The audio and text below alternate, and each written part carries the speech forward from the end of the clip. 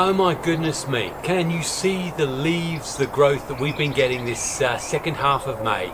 We're coming up to the sort of mid to end spring period and we've got shoots everywhere.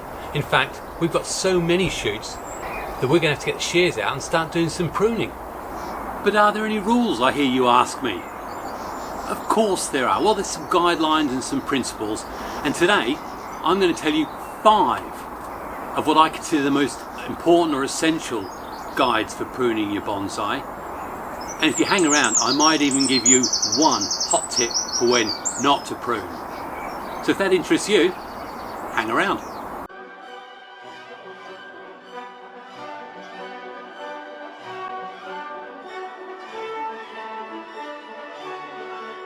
Hi, it's Xavier. Welcome to my bonsai retreat. And do you know what? It's a bit of a treat for our Bonsai Basics series, which, to be fair, I haven't done for a while and is really designed for the beginner enthusiast who just wants to know what on earth people are talking about sometimes when they talk about post-flush hardened pruning. That sounds nasty. Is it contagious? Bit of a fancy way for just saying, I'm going to cut this bit off just here. No, there's 5 probably main reasons why I do pruning, and I'm going to go through all 5 of them. And as I said in the intro, I'm going to give you one very, very good reason for why I don't prune. Lazy bum. Our first reason is basically maintaining our shape.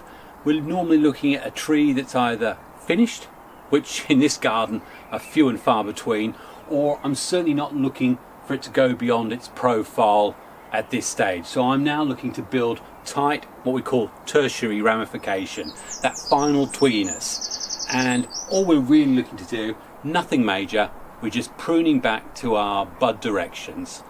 So let's have a look at this larch mountain, which I'm sure many of you have seen in an earlier video when I added a tree at the back here, this tree back here, and this tree here, and loads of this moss, which, thanks be to the rain, is still on there. And we've got lots and lots of growth all across the tree telling us it's nice and healthy, which is a question you should always ask yourself before you ever pick up a pair of these, because if it's not healthy, leave it.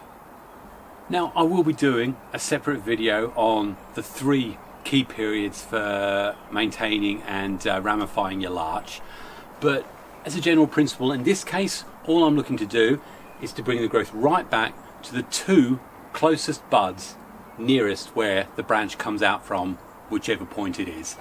So looking at this one up here, the profile is going to be nice and flat, so I don't want anything that's going to be higher than here, so I want to remove at least this. Have I got buds anywhere in close on here? Well, the nearest bud point is actually out here, so that's no good for me at all. So what I will do in this instance is I will cut it all the way back to what I would call the wall. I will look at the same principle here, and looking in close, are there any little light brown buds here? And again, the first one is right up here, a good centimetre and a half away. So again, I will cut all the way back to the base, and there are 2 dormant buds right at the base either side that would be activated on this action. And normally when I'm getting to the sort of tertiary final refinement stage for a larch, this is all I'm looking at doing. So I'll cut all the way back because I have no reason to extend that growth any further. So in essence, I'm pruning to profile. So reason 1 is all about the finished product, and we're looking at, this is where you put your artistic stamp on it. You are pruning to shape or design that you actually want people to see and appreciate. You're certainly not building anything new. And if you do want to see the construction of this or the addition of those trees, then the video you want to look at is just up there. It is an excellent video, and it's the first time I've used sphagnum powder as a potting medium directly onto rock. Worked out really well. So definitely, if that's something you want to try, have a look at that video. I suppose we want to go on to reason number 2, don't we?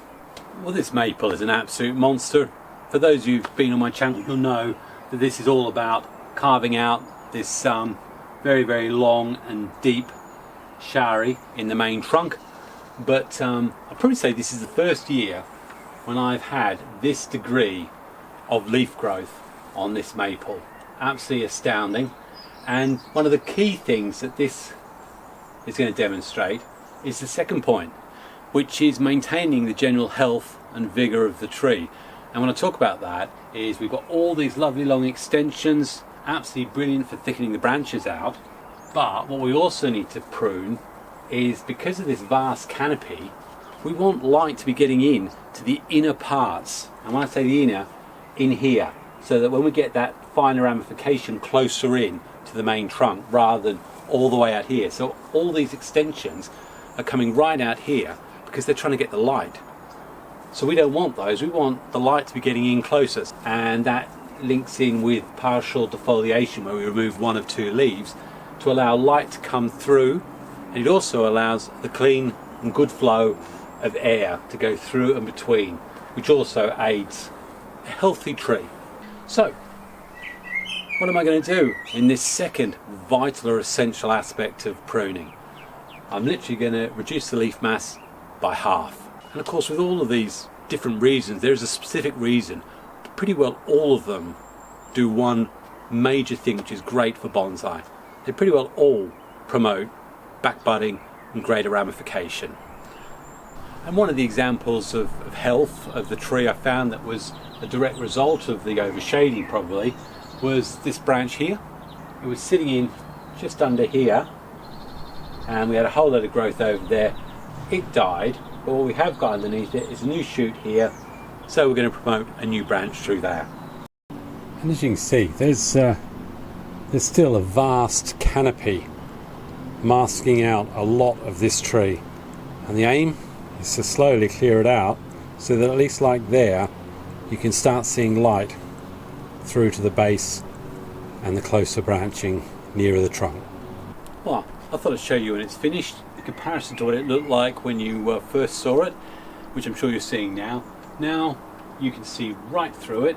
Front's going to be moved a little bit, just slightly off center so I can get the breadth of this base, but just giving it a spin. I think you can see, certainly I can see in the tree. I'm going to be promoting a lot of new ramification from this. But the main thing is now the tree can get light, air and circulation, and then move on to the next stage. But that is what I call the post-flush hardened pruning on this one.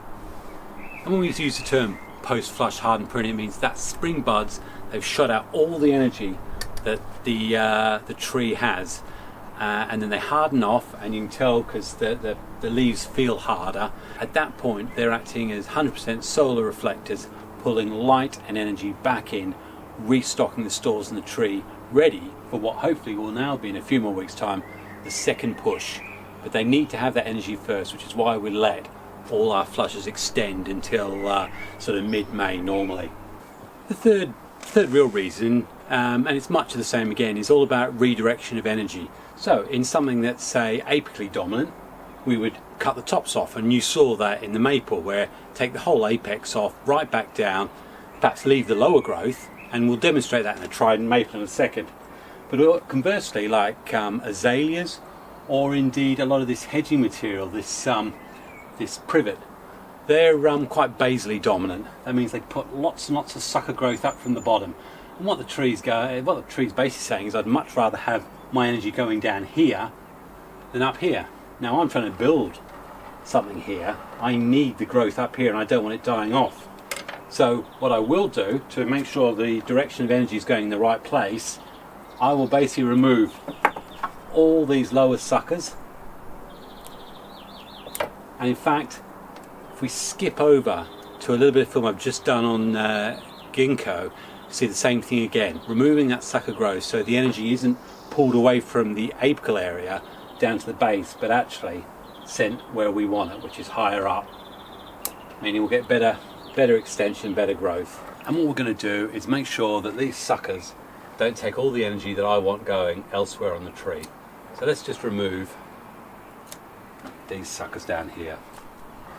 So redirection of energy, certainly with these basally dominant, means getting rid of these lower suckers, and here and under here. We don't want any of the energy going there, we want all the energy coming up here.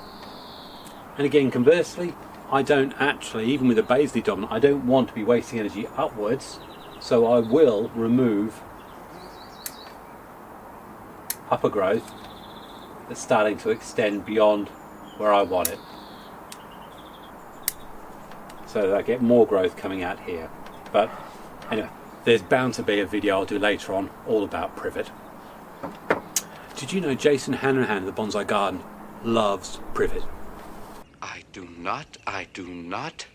The Trident maple, Acer Borgirium or something like that, I'm sure the spelling's coming out, very, very apically dominant, and something that we do have to prune this time of the year is all these shoots that are going in an upward direction, so that we can redirect energy much lower down. The stuff that's going horizontal is where I want the energy to go, so we're taking them right back. Get rid of all this upward stuff. But the biggest example of an upward growth is this one, and it goes up another foot beyond that. And if you want to know why that's there, well, hang around to the end and I'll tell you. But yeah, so all this stuff here, it wants to grow up. We don't want a big tree, we want energy being redistributed right down the base there. And the fourth one, he says, with his Italian aldo root on rock, which I don't actually think you've seen, is as linked to all the others because they all produce the same thing, but more directly we're pruning for greater ramification. So this is where we're taking our tree and say, right, it's got these lovely long lengths, I'm really happy with that, but actually I don't want this long length. I've got this little branch here, I want to encourage some back budding to occur lower on, so I'm going to cut that all the way off. And what exactly am I trying to promote? Well, by cutting all those great lengths off, there's a bud there, there's a big bud there, and as I say, the tree is going to want to try and get more leaf growth, and there's a good chance that these dormant buds will now get activated, send out new growth closer into the trunk, which is what I want, and increase the ramification closer in. So equally here, one, got a bud back there I'd like, there and there. I'm going to cut that one right back. That's going to tell the tree it needs to produce more leaf growth to get more energy, to get it set up for the autumn time when it wants to be doing a lot of root growth. And suddenly we're hacked back to this. Lovely, it's already starting to grip that rock nicely, but be doing something on root on rock very, very shortly. And the last and fifth sort of pruning, or pruning name for want of a better name, again to try and achieve the same results as all the others, but we'll call it associated with clip and grow or directional pruning.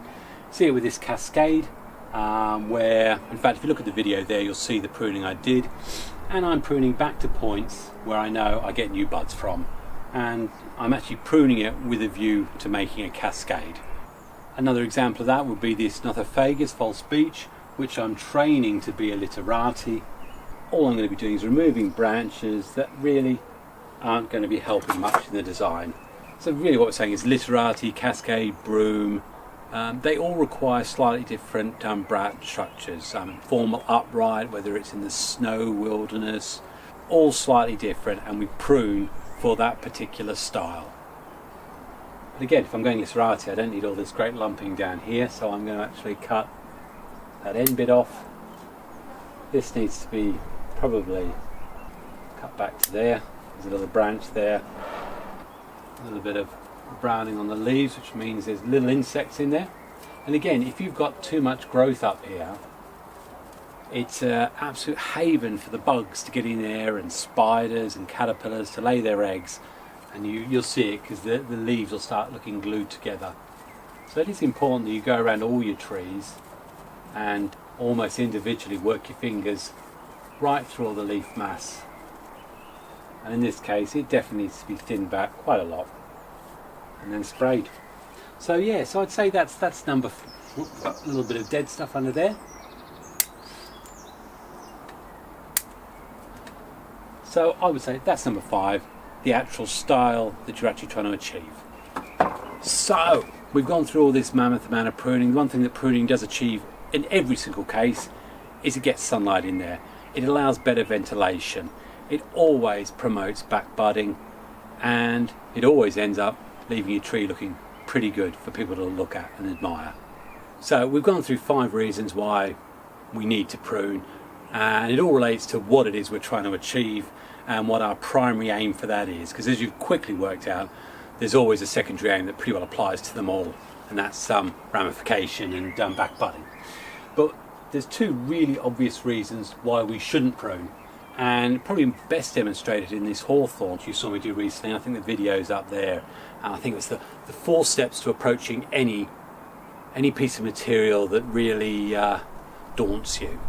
So anyway, good video, you have a look at that. One of the comments that came on this is there were people who were getting a bit confused because they saw that I'd wired out these 3 branches and didn't actually prune anything off the tops of them. And they said, oh look, if you want to form an apex you need to bend them over, or all sorts of things like that. And I pointed out at the time, but probably wasn't clear enough, is that what I'm actually trying to achieve is branch thickening. So for branch thickening on something that's wants to reach for the sky, I need that to keep growing up.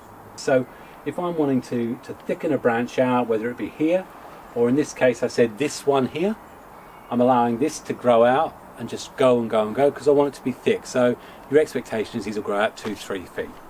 And the other bonus reason, and one that really I need to adopt a lot more, is if you're trying to heal large branch cuts or trunk cuts that you've made, because this tree is a classic example where it lost the entire top a couple of years back due to frost, and I had one small little bud on it, and that bud has now become this great big long leader.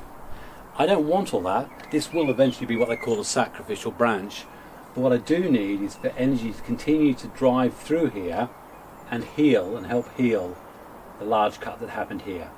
That's allowed this to start rolling over and to start healing and allowing the tree to continue its journey. And I have to work out how, but that's all about healing.